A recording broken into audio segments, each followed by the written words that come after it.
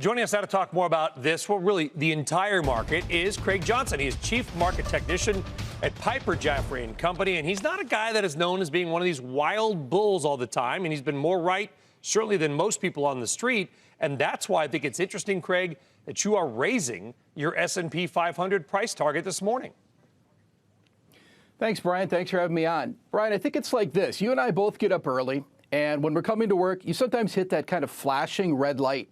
And what do? You got to stop. You got to look carefully both ways. And then you sort of proceed with caution. And that's really what I think you need to do with this market right now. You're right, Brian. We did bump up our year-end objective to 31.25 from 27.25. A little bit more optimistic. Clearly, this market is extremely resilient at this point in time. And from a technical perspective, we're seeing the breadth of this market starting to broaden out. We're starting to see international markets, equity markets, starting to respond in a lot of the major indices. And so, again, we just kind of upgraded our look. It's about 5% higher from where we are now.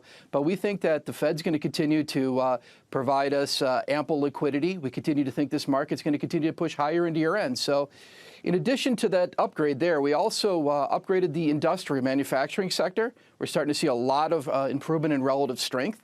And we did downgrade the services sector. We're seeing a little bit of weakness. So we made a few of those step changes this month, Brian.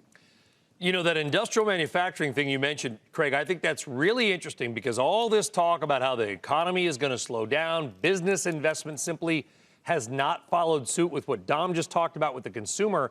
But it sounds like the street is either ignoring that or thinks at least maybe the stocks are simply undervalued. Well, Brian, I think it's partly that. And I think it's also right now, a lot of things I think are being missed. What's happening, the strength in the economy, the strength of the sectors, these stocks, what they're doing. There's so much noise coming out of Washington at this point in time. And I think investors are kind of getting caught up in that noise that they're missing, just simply stepping back and looking at some of these stocks. Stocks like Boeing are reversing longer-term downtrends. In the financial sector, you got stocks like JP Morgan that are making kind of a bottoming setup in the charts. You also have Nike, which has been consolidating and now breaking out.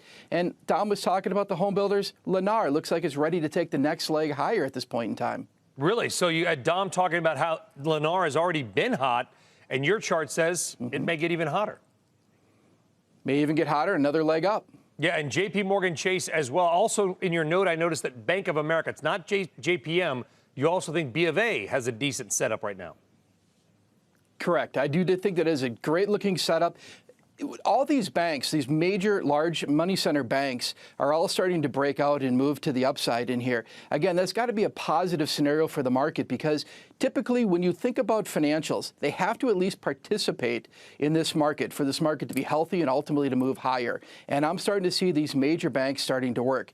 We also had recently added a position of Goldman Sachs into our model portfolio that we run because we're starting to see a nice downtrend reversal. So again, with the financials working, even though the yield curve is very flat at this point in time, they're making profits in other ways, and I think that's a very healthy sign for the overall economy that we shouldn't ignore. Yeah, it's just weird, though, because these banks, I mean, you think that they need higher rates, but it sounds like, again, the market simply either doesn't care or thinks at some point, I suppose, rates are actually going to go up, not down. Yeah, I think also, too, the refinance activity is through the roof at this point in time if you look at some of those economic indicators. And I think that's a nice opportunity for the banks to pick up some of the fees. And again, refinancing, coming back to the housing market, coming back to even adding children into Dom's discussion earlier. You have a house, you get a car, maybe a few children come along the way. Clearly, Brian, as you know, there's a lot of spending that goes with that.